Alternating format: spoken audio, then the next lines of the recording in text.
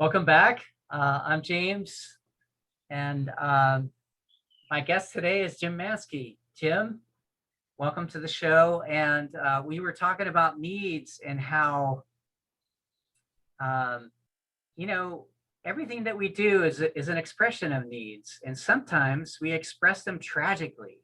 And I know that Marshall had some quotes around that, and wondering if would you like to add to that discussion a little bit? Well, I guess the word that comes to mind is it's kind of a big fancy word, presupposition. It's like an underlying belief for something. And that's one of the underlying beliefs that nonviolent communication seems to be built on as a system of how we navigate the world, is that every behavior is motivated by a need. And when I think that way, my compassion naturally opens up.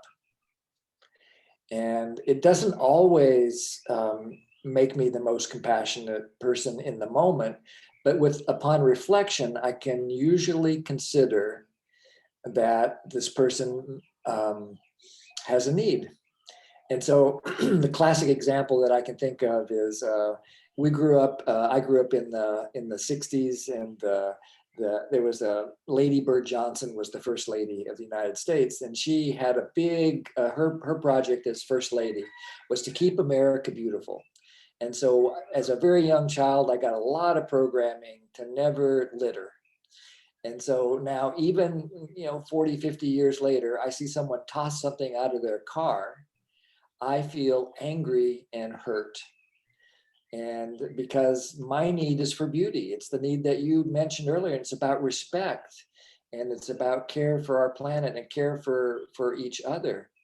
And so once I kind of attend to my own need, then I can extend some compassion. What might have been going on in the person that just tossed that Coke can out the window? What could have that been about for him? I'm thinking ease, could be flow. Maybe they're in the middle of thinking about something, and it could be habit energy, habit, which is related to ease, right? maybe When I do comfort. something Yeah. habitually, I just do it without thought. So there's a quality of thoughtfulness, thoughtlessness in it, which is related to ease and flow.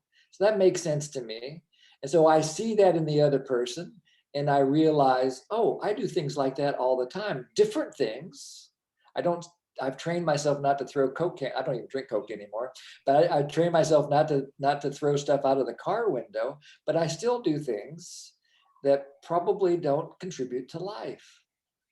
I'll interrupt my sweetheart, or I will show up late for an appointment, or whatever it is that I'll do that'll have an impact that I don't really want to have on the other person.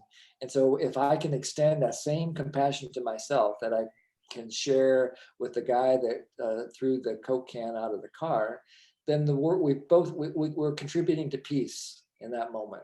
Yeah. Because every time I transform a judgment into an empathy guess, we're a little bit closer to the world I want to live in. Does that make sense to you?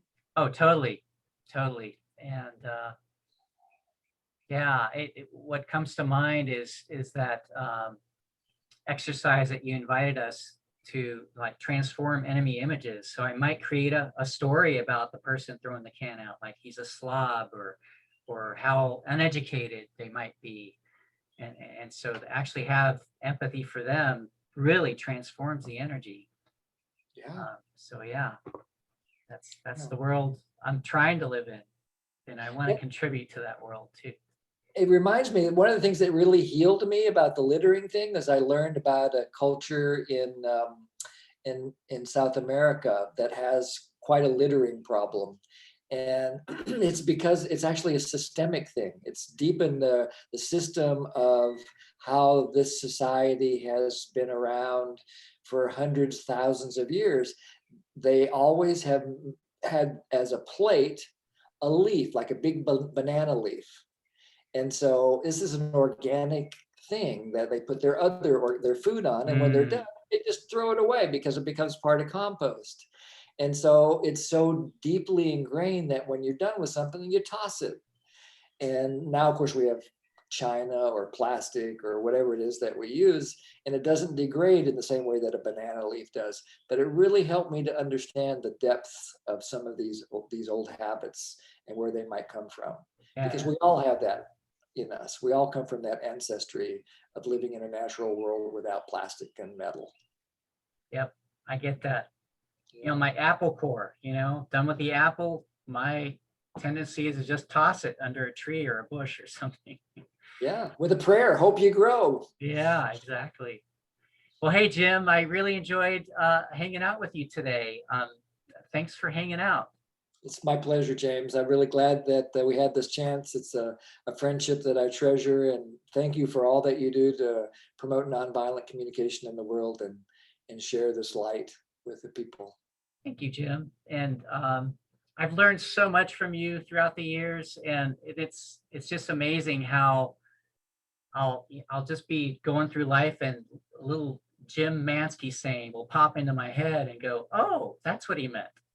So it might take me, a decade or two to get it, but at least I still have it in there. So thanks for hanging out, Jim. My pleasure. Let's do it again. Okay. Aloha. Aloha.